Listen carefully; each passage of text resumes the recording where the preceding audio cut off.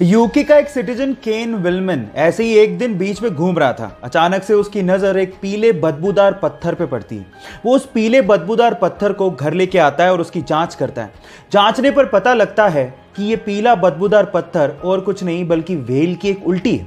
और उसके बाद केन विल्मन रातों रात करोड़पति बन जाता है। अब आप लोग कहेंगे कि व्हेल की इस बदबूदार उल्टी के लिए भला इतना पैसा कौन देगा? तो मैं आपको आपकी जानकारी के लिए बता दूं कि व्हेल की इस उल्टी को एम्बर ग्रीस कहा जाता है और इसी एम्बर ग्रीस का इस्तेमाल करते हुए बड़ी बड़ी परफ्यूम कंपनियां अपना परफ्यूम बनाती हैं। लेकिन वेट, ये परफ्यूम में सुगंधी के लिए इस्तेमाल नहीं होता, बल्कि एम्बर ग्रीस में एक ऑर्डरलेस अल्कोहल होता है जिसका नाम है एम्बरीन। और ये एम्बरीन परफ्यूम को लॉन्ग लास्टिंग बनाने में मदद करता है। अब आप समझ ही गए होंगे कि बड़ी बड़ी परफ्यूम कंपनियां इस व्हेल की उल्टी के लिए इतना पैसा क्यों देती हैं।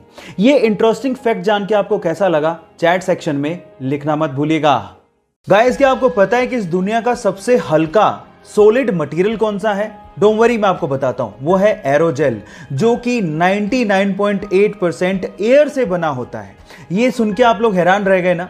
अब आप लोग इसको देख के सोच रहे होंगे कि शायद ये हीट के कांटेक्ट में आते ही मेल्ट हो जाएगा या जल जाएगा या हीट को ट्रांसफर करने लगेगा। तो यहां पर आप गलत हैं।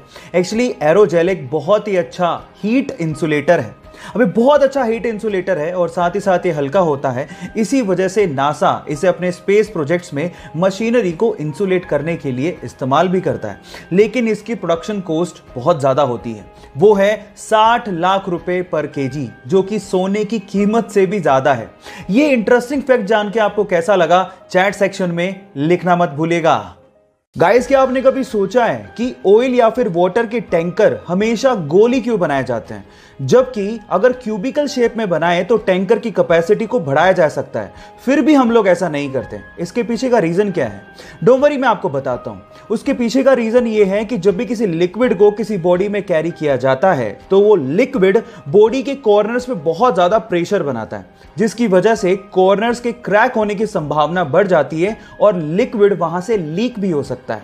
इसके विपरीत अगर बॉडी गोल हुई तो वहां पर कोई कॉर्नर होते ही नहीं है, तो क्रैक कहां से होगा? इसके अलावा जो गोल टैंकर्स होते हैं वो ट्रक को एक लो सेंटर ऑफ ग्रेविटी प्रोवाइड करता है, जिससे टैंकर और ट्रक की स्टेबिलिटी बढ़ जाती है। आपको ये इंटरेस्टिंग फैक्ट जान के कैसा लगा? चैट सेक्शन में लिखना मत भूलिएगा।